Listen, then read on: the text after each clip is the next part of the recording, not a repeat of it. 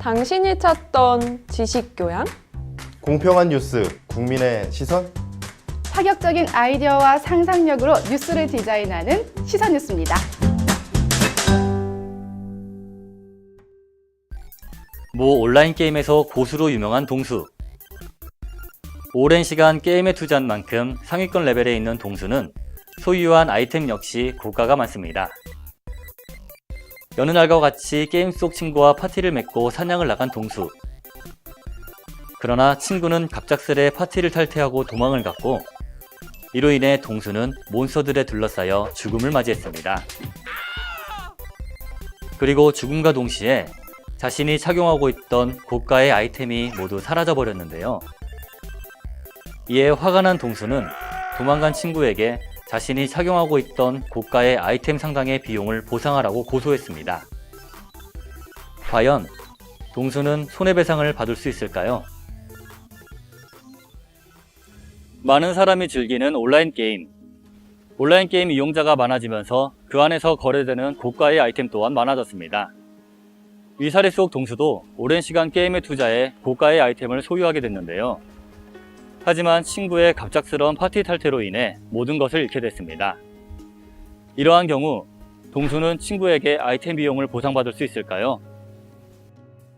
위 사례의 쟁점은 게임 속에서 파티를 맺고 협력하여 게임을 하는 중 친구가 파티를 탈퇴하고 도망가는 바람에 동수가 고가의 아이템을 손실하게 된 행위가 계약상 채무 불이행에 따른 손해배상 또는 불법 행위에 의한 손해배상 책임을 구성하는지 여부를 알 것입니다.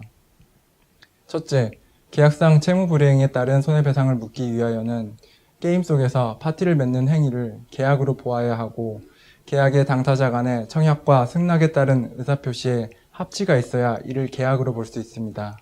그런데 이 사례의 경우 상호 간의 의무 규정을 약속한 바가 없고, 단지 게임을 같이 즐기고자 하는 임시적인 협동행위에 불과하다 할 것이므로 이를 양 당사자를 법적으로 구속하는 행위라고까지 보기는 어렵습니다. 따라서 채무불이행에 기한 손해배상 책임을 묻기는 어렵다 할 것입니다. 둘째, 불법 행위에 의한 손해배상 책임을 묻기 위해서는 게임 속 친구가 게임을 하다가 도망친 것이 위법한 행위로 판단되어야 하고, 그 위법 행위와 손해 사이에는 인과관계가 존재하여야 합니다.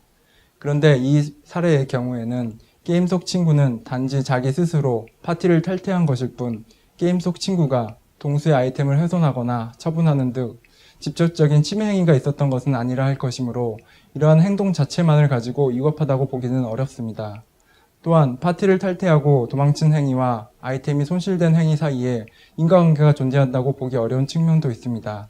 따라서 이 사례의 경우 불법 행위에 기한 손해배상 책임을 묻기도 어렵다 할 것입니다. 동수에겐 안타까운 일이지만 결국 잃어버린 아이템에 대한 손해배상은 받기 어려울 것으로 보입니다.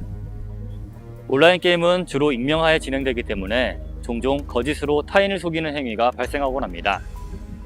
하지만 이로 인한 피해자는 스트레스는 물론 상당한 재산적 피해를 입을 수도 있는데요.